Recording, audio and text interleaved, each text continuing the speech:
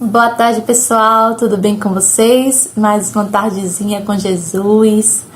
A mensagem hoje está lá em Marcos, capítulo 4, versículos 35 ao 41, que diz: Jesus acalma a tempestade. Aqui vemos algumas coisas, interessantes nessa passagem. Naquele dia, sendo já tarde, eles passaram para outra banda e, deixando a multidão, o levaram consigo, assim como estava no barco, e também com ele outros barquinhos. Tinham vários barcos, vai ter várias pessoas em sua volta, mas tem um diferencial, entre sua vida e a vida das outras pessoas, porque a sua vida tem Jesus no barco, Jesus está contigo, é diferente desses outros barquinhos, Esse barco era um barco especial, era um barco destacado, porque Jesus estava nesse barco. Jesus ali, a gente sabe fisicamente, Ele carne e osso, não o espiritual, que ele pode estar onipresente em todos os lugares. Mas aqui a gente fala da parte física mesmo, e Jesus estava naquele barco, então aquele barco era diferente. Então, sua vida ela é diferente, porque você tem Jesus, é diferente dos demais barcos que não tem Jesus. E levantou-se um grande temporal de vento, subiu as ondas por cima do barco, de maneira que já se enchia. Aí a pessoa está com Jesus, mas começa a dificuldade, porque ali o grande temporal de vento subiu por cima do barco. Do barco que barco? Do barco que estava Jesus. Estava vindo tempestade para outros barcos também, porque a palavra do Senhor vai dizer que a chuva e o sol vêm para todos, Isso para os justos e injustos. As estações do ano estão aí para todos. Então, aquela tempestade, ela veio sobre o barco que estava Jesus também. Então, a pessoa pensa, você está Jesus e acabaram os meus problemas. Não, infelizmente não é assim. Então, aqui o grande temporal de vento subia por cima do barco que estava Jesus e dos outros barquinhos também, porque a palavra já diz antes que havia com ele outros barquinhos. Então, é certo que a tempestade veio para todo mundo. Agora, o incrível tá nessa parte, que quando as coisas acometem sobre a vida do crente, aí as pessoas falam, mas e é crente tá assim, e é crente tá passando por luta, e é crente tá reclamando, e é crente tá murmurando. Mas assim, a luta ela veio para todos, e quem não é cristão, ele vai estar reclamando. Porém, a pessoa que é cristã, ela é mais notada, ela é apontada, porque justamente por causa desse brilho, ela é destacada. Então, esse barco, ele estava destacado, então provavelmente os outros barquinhos estavam ali olhando a reação dos discípulos, o que eles iam fazer ali com Jesus no barco. Igual hoje em dia, olham para mim, para sua vida, olham para nossa vida e olham, mas tem Jesus e tá assim, mas tem Jesus e tá passando por isso, por aquilo e tá agindo dessa forma. Então, assim como o barco, ele estava ali destacado com Jesus, e os outros barquinhos poderiam estar observando ele, assim a nossa vida também sendo observada, E ele estava na polpa, dormindo sobre uma almofada. E despertaram, dizendo, Mestre, não se dá que pereçamos. Quer dizer, Jesus está ali já na companhia, deles. E só porque Jesus está descansando, eles já começam a ficar desesperados. Mestre, não se dá que pereçamos. Se acham, na autoridade de avisar Jesus. Eles foram ali avisar Jesus. O mestre está dormindo, vamos avisar ele. Claro que não ia acontecer nada com aquele barco, mesmo se Jesus continuasse dormindo, óbvio.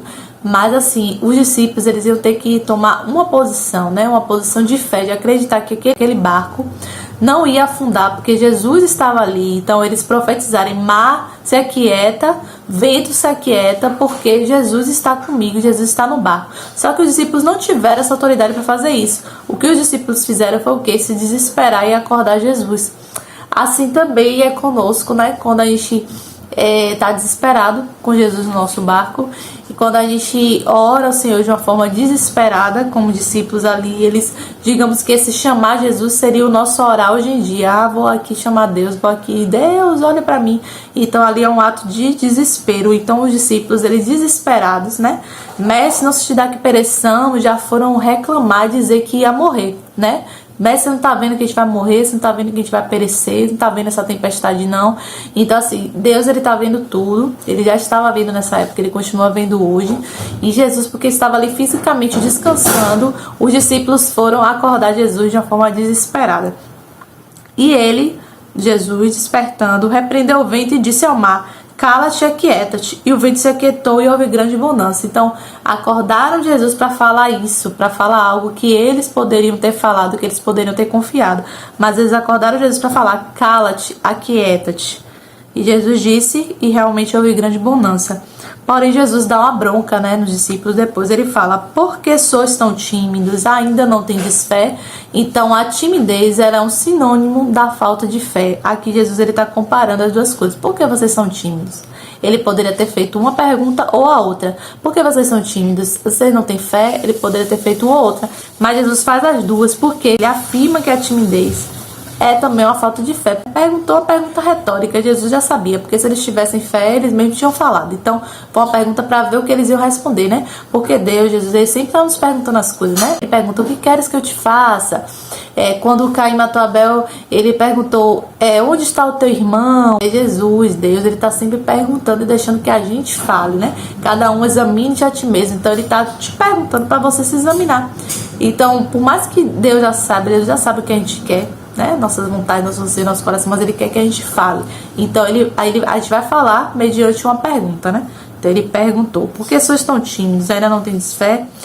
E sentiram grande temor e diziam uns aos outros: mas quem é este que até o vento e o mar lhe obedecem? Perceba que os discípulos, eles não responderam: Senhor, eu tô tímido mesmo, tô sem fé mesmo, aumenta a minha fé. Não, eles já tiveram grande temor, mas o que eles tinham que responder ali é o quê? Senhor, queremos fazer isso também, tira de nós nossa timidez, aumenta a nossa fé. A resposta certa tinha que ser essa. Ou seja, o que os discípulos fizeram ali, o que eles estavam fazendo, só ficaram de boca aberta, só ficaram: quem é esse que até o vento e o mar lhe obedecem? Sim, e a atitude? Você vai ficar só maravilhado pelo que Deus faz, pelo que Jesus faz em sua vida, pelo que está aqui na Bíblia?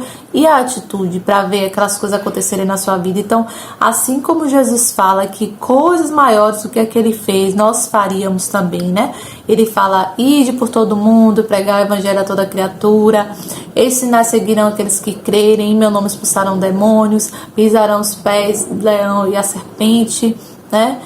Comerão algo mortífero e não lhes fará dano algum. Então, cadê esses sinais nos dias de hoje? Cadê essas maravilhas nos dias de hoje? E Jesus fala, né, o que tá lá em Marcos, que a gente vai ver futuramente: ide por todo mundo, pregar o evangelho a toda criatura. Quem crê e for batizado será salvo, mas quem não crê está condenado. Esses sinais seguirão os que crerem, em meu nome expulsarão demônios, falarão novas línguas, pegarão nas serpentes, e se beberem alguma coisa mortífera não lhes fará dano algum, e porão as mãos sobre os enfermos e os curarão. Então, cadê esses sinais hoje em dia? Se a gente não vê esses sinais hoje em dia, é porque nós não estamos fazendo, nós ainda estamos tímidos, né?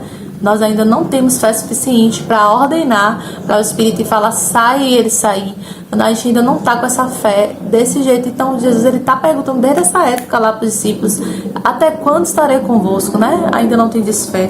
Então, o que a gente vem é deixar de ficar só maravilhados, só boquiabertos com o que Deus faz em nossas vidas e começar a agir para que o Senhor nos use através de nós, não só orar e Deus fazer de alguma forma alheia a nós, mas dar lugar para que o Senhor nos use para a gente ver essas coisas acontecendo. Amém? Vamos orar.